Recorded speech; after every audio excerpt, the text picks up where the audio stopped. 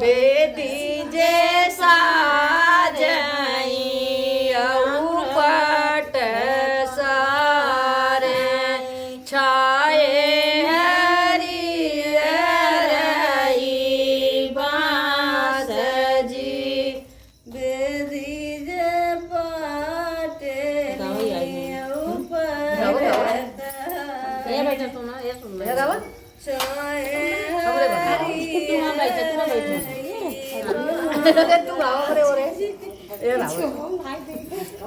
सेही बेदिया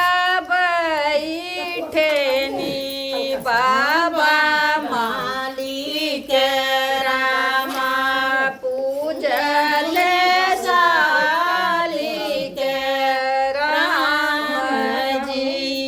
सेही बेदिया बैठेनी बाबा पूजते सालिक राम जी सेही बेदिया बैठे हैं चाचा हो पापा हो दीपनारायण रामा पूजते सालिक राम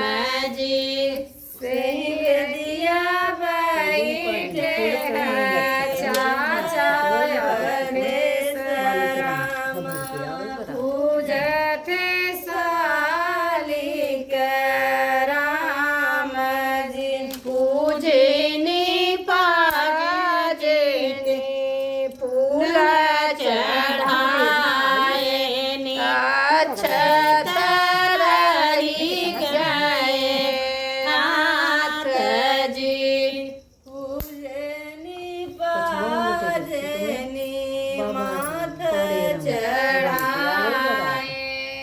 अक्षत रही गए हाथ जी पछवा उलटी जब चितवाई मालिक रामा भबड़ी के आवई बरियात जी पिछवा उलटी जब चितवाई अरविंद रामा भबड़ी के आवई बरियात जी पिछवा उलटी जब चितवाई प्रदीप रामा भबड़ी के आवई बरियात जी इतना ही देखेनी बेटी के बाबा हनली हैं जनन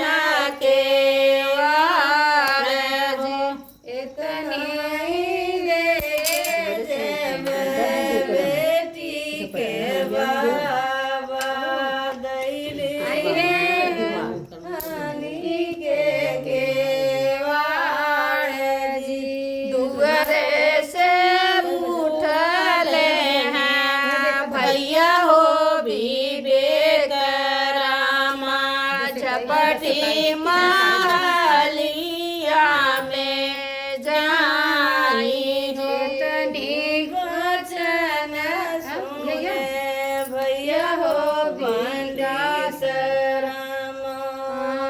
भई के दिहले के वार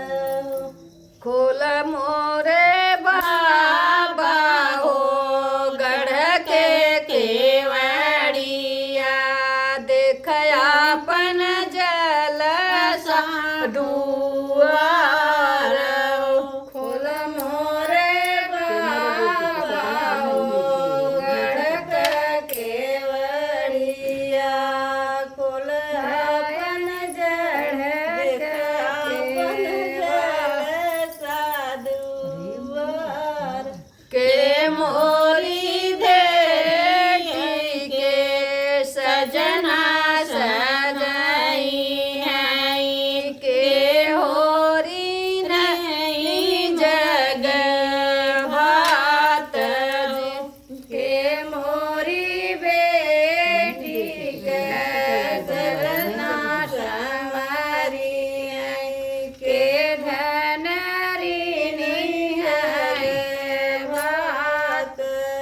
हम तोहरे बेटी के सजना सवारब बहुआर नहीं जगी भात